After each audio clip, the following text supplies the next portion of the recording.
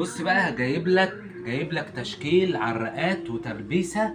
لو عندك عربيه جديده موديل السنه والعربيه لسه في ضمان وخايف ان الكرسي يتفك عشان ما نطلعش من الضمان، هيركب. عندك عربيه قديمه، هيركب.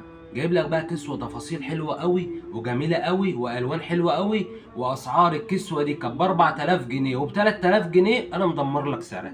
تعالى بقى شوف الاشكال عامله ازاي والديزاين عامل ازاي واسمع السعر بقى عامل ازاي. تمام. مبدئيا كده الكسوه دي كامله مسند راس بظهر بقعده للكرسيين اللي قدام والكنبه اللي ورا، والكنبه اللي ورا كمان ظهر بقعده. تعالى بقى كده بعد اذنك يا عبده، هات كده بقى الالوان الجميله. التشكيل ده بقى جملي موجود، بيج موجود، رصاصي موجود، احمرات موجود، نبيتي موجود، احمر موجود، ازرق موجود، سماوي موجود. اي لون انت عايزه الحمد لله والشكر لله موجود. جايب لك مثلا بتاع حوالي 30 طقم اهوت ولا 35 طقم، حاجات محترمه قوي قوي قوي قوي قوي قوي، واسعارها الحمد لله والشكر لله ببلاش. وانا عامل لك على كل حاجه عندي في المحل، كل حاجه عندي عليها سعرها. تمام، ما بنقولش اسعار اجتهادي. طب تعالى كده مبدئيا بقى كده، بص بقى الكسوه ديت مسند راس بظهر بقعده. بكام بقى يا عم ماجد؟ الكسوه ده هيبقى لك ب 2350. طب 2350 ده سعر بالامانه كويس. طب اعمل بقى معاك صح برضو كمان، يعني انا اديتك منتج كويس وسعر رخيص. يا عم التركيب كمان هديه من عندي. هتيجي بالعربيه انا هركبه لك. تمام. طب انا هتقول لي طب انا عايزه شحن مثلا، هبعته لك شحن واعمل لك خصم عليه. طيب كده مبدئيا بص كده اهو، نفتح كده كيسه مع بعض كده. سيب دي كده مش قادره تفتح، هات غيرها اهي.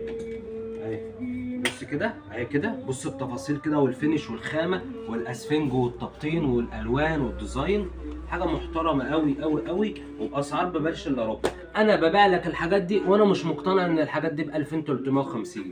الحاجات ديت كانت بتتباع ب 4000 جنيه وب 3000 جنيه. ليه؟ عشان الحاجات دي كانت 90% من اللي بتتباع للعربيات الجديده، عربيات موديلة السنه. زبون خايف يطلع من التوكيل، يطلع من ضمان الكهرباء، فكان يخاف يفك الكرسي. فالحاجات دي نزلت بقى بتتباع بارقام خرافيه عشان نحافظ على الفرش الاصلي، وفي نفس الوقت مريحه، وفي نفس الوقت شكل شياكه ومعمره. بص كده اهو، جايبه لك القعده اهي، القعده اهي، وادي الظهر اهوت والمسند بتاع الرقبه، وعامله لك ديت قطنيه عشان الظهر، عشان القعاد والسواق والكلام ده. طب هتقول لي ظهرها، هقول لك ظهرها كمان، الظهر كمان مكسي، وعامل لك هنا جيب اهوت كمان عشان لو مثلا بحط مجله، احط جورنان، احط ملمع تابلو، ايا كان اللي انا بحطه، ازاز ميه والكلام ده.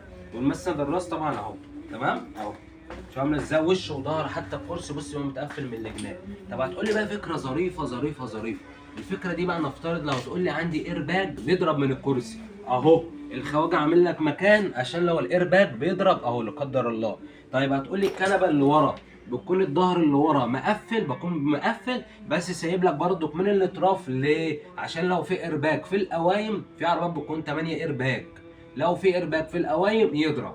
يبقى الكسوه دي مسند راس بظهر بقعده ب 2350. تعالى بقى كده عبده، كل المجموعه ديت 2350. هاتها كده بعد اذنك. وعندك الشكل التاني دوت اهوت ب 2550. عندك الحاجات ديت ب 2850. الديزاين اعلى شويه، كواليتي اعلى شويه، الشكل مختلف. الحاجات الجميله ديت ب 2550 صف كام. الحاجات اللي تحت ديت ب 2250 اهو. بص الحته الجملي دي برضو حته جميله قوي ومحترمه قوي وشيك قوي، وش وظهر. وكمان حتى بص الظهر اللي ورا بيكون مقفول وعامل لك جيوب، وبرضك بالواناتها كلها. بكام بقى يا عم ماجد؟ ب 2250 وهركبها لك كمان. عربيتك جديده عربيتك قديمه، تعالى اعمل لك صالون عظمه وفي التحتاني. يلا سلام عليكم.